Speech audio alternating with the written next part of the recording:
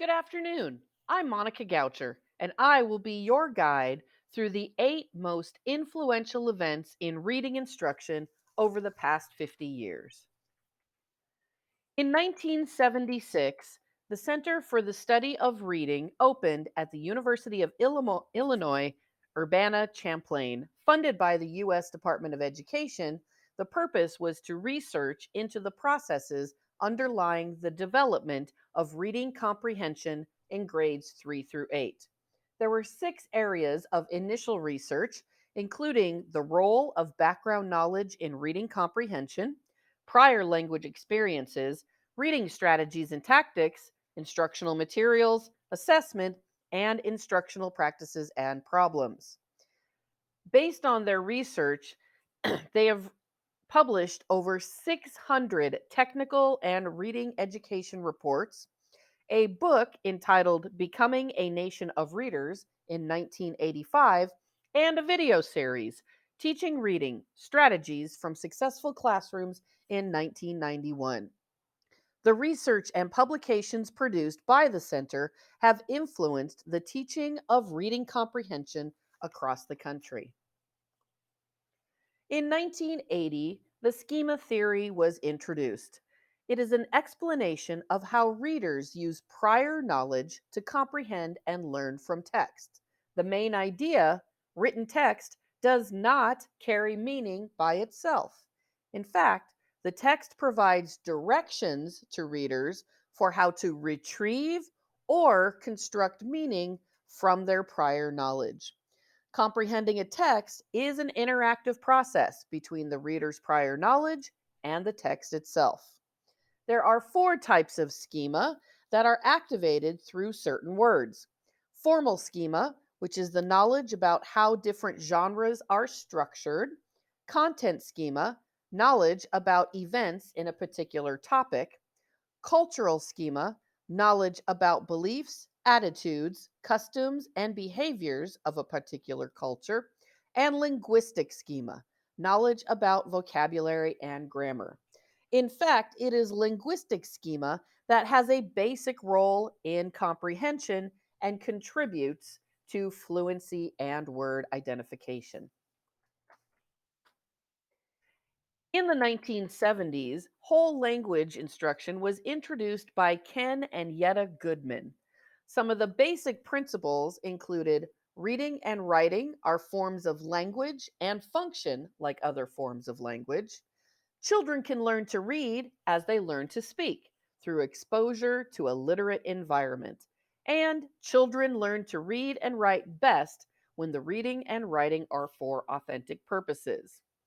Whole language instruction replaced the basal reader instruction that was in schools across the country prior to this, and it encouraged parents to be involved in reading with their children together.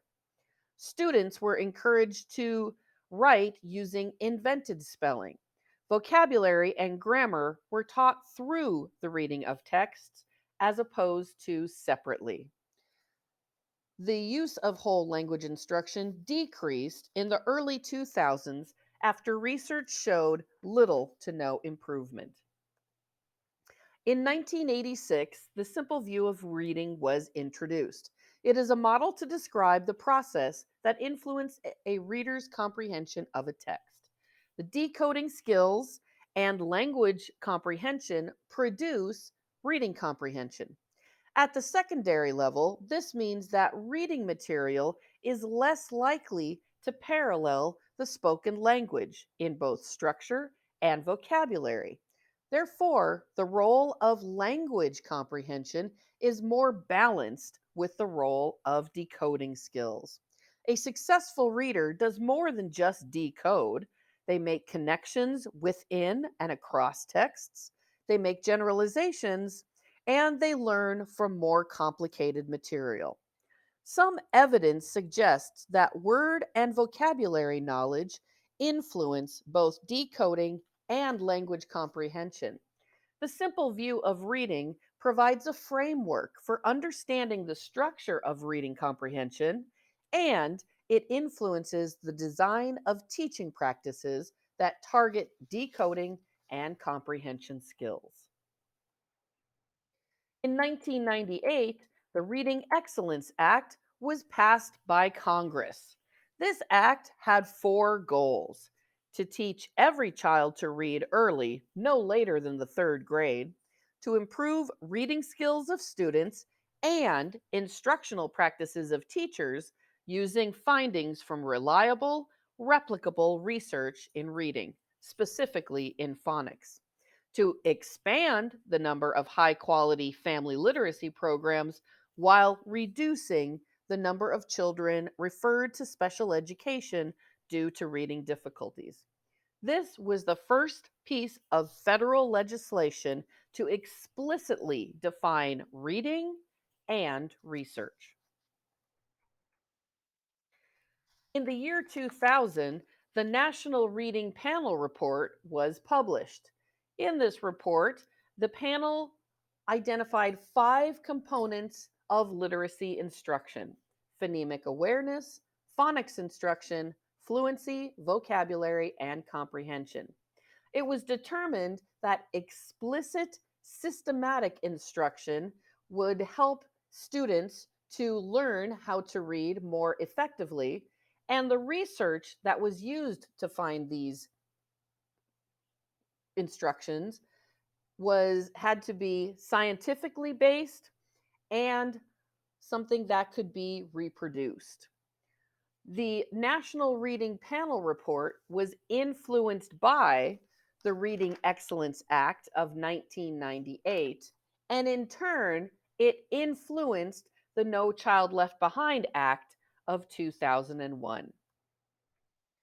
From the No Child Left Behind Act, a federal program called Reading First was created to promote instructional practices validated by scientific research. There were three uses for the funding provided through Reading First: to provide reading curriculum and materials that focused on the five pillars, to provide professional development and coaching using scientifically based reading practices and how to work with struggling readers, and diagnosis and prevention of early reading difficulties through screening, interventions, and monitoring of student progress.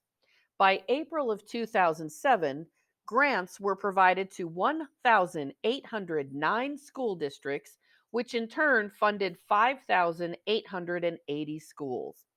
The districts and the schools with the greatest demonstrated need in terms of reading proficiency and poverty status received the greatest share of the funding.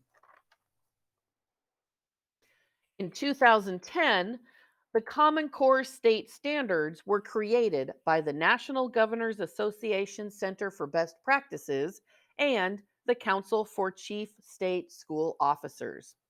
The Common Core state standards provided common and appropriate benchmarks for all students across the country. The purpose for these standards was to prepare all students for college and career, to compete globally, and to ensure the path for the country's future economic success. The standards were provided for all states, but schools and teachers were given the freedom to make pedagogical decisions on a daily basis. There were three instructional shifts as a result of the Common Core state standards: the inclusion of text dependent questions, which focuses on key details that are critical to reading comprehension.